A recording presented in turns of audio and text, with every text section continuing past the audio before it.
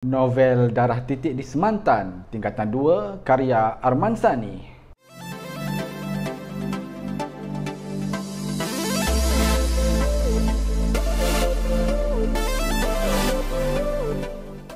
Baik, novel ni mengandungi 14 bab dan hari ini kita nak menceritakan hanya bab 1 sahaja.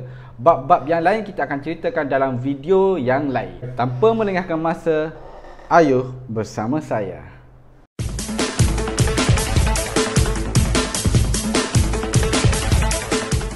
Bismillahirrahmanirrahim. Baik, dalam bab 1 diperkenalkan beberapa orang watak pemuda. Pemuda tersebut terdiri pada Zahid, Samad, Rahman dan Awang Muhammad. Okey, 4 orang pemuda ini adalah pemuda yang membantu Datuk Bahaman dalam perjuangan menentang Inggeris. Ceritakan pada waktu tengah hari, 4 orang pemuda ni iaitu Zahid, Samad, Rahman dan Awang Muhammad ni berjalan-jalan menuju ke Masjid Lubuk Terua. Mereka berjalan ni melalui dusun kelapa, dusun buah-buahan, tapi hanya melayani perasaan masing-masing. Mereka tidak banyak berbual sangat. Mereka melayani perasaan masing-masing. Terus dalam waktu berjalan tu, salah seorang daripada mereka iaitu Zahid ni boleh dikatakan ketua kepada 4 orang tadi. Zahid ni tiba-tiba dia teringat akan Datuk Bahaman.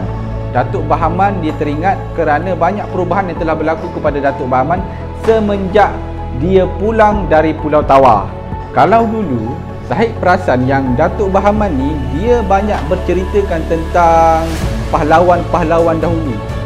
Ini cerita-cerita macam ni akan dibagikan kepada anak-anak murid mereka yang belajar silat di gelanggang Datuk Panglima Raja Awang Ishak dan gelanggang Mak Lela.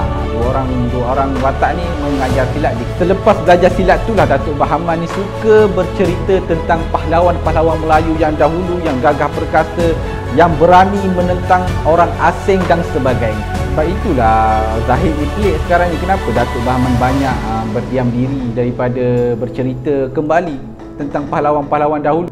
Selepas itu Samad ni dia tanya kepada anak bongsu Datuk Bahaman iaitu Awang Muhammad. Antara 4 yang berjalan tadilah Awang Muhammad. Dia tanya kenapa perubahan sikap ni berlaku kepada Datuk Bahaman selepas pulang dari Pulau Tawar. Tapi Awang Muhammad pun tak tahu kenapa Datuk Bahaman atau ayah dia jadi macam tu. Dia hanya geleng kepala, kenapa ni tak tahulah. Dia pun tak tahu kenapa ayah dia jadi macam tu. Selepas tu Samad ni pula tanya kepada Rahman lah. Sebab Rahman ni adalah jurutulis pelatih kepada Datuk Bahaman. Jadi Rahman ni lebih rapat dengan Datuk Bahaman dan tahu tentang hati budi Datuk Bahaman.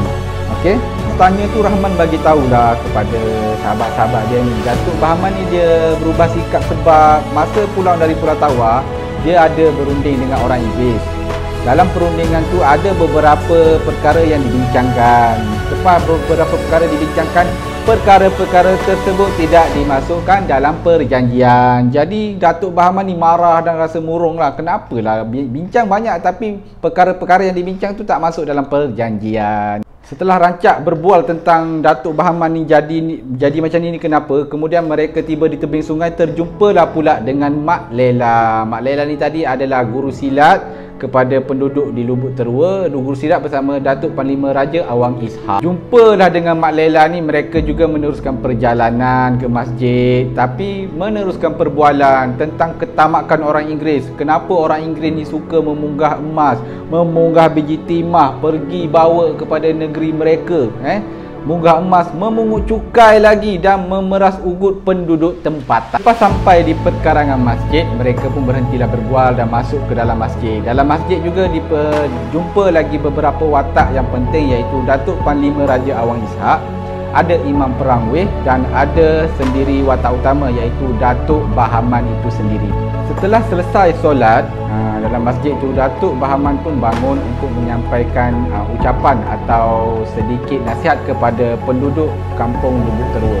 Dalam syarahan atau dalam ucapannya, Datuk Bahaman menyeru kepada orang-orang Lubuk Terua atau jemaah dalam masjid tu agar bangkit menentang Inggeris. Datuk Bahaman juga menyeru agar penduduk Lubuk Terua meningkatkan latihan ketenteraan atau latihan dalam peperangan dan ajaran agama, kerana ajaran agama ini dapat membantu untuk meningkatkan semangat mereka menentang Inggeris.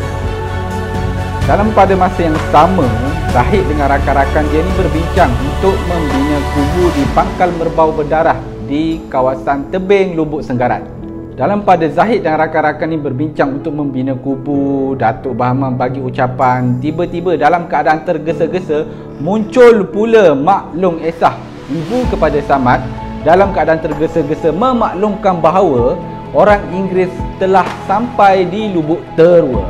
Berita kedatangan orang Inggeris ini telah merebak ke seluruh kawasan dan menjadikan penduduk di kawasan tersebut sangat cemas dan bersiap sedia dengan keris dan perintah daripada Datuk Bahman untuk pergi berperang. Oleh kerana itu, bab 1 ni tajuk dia adalah cemas.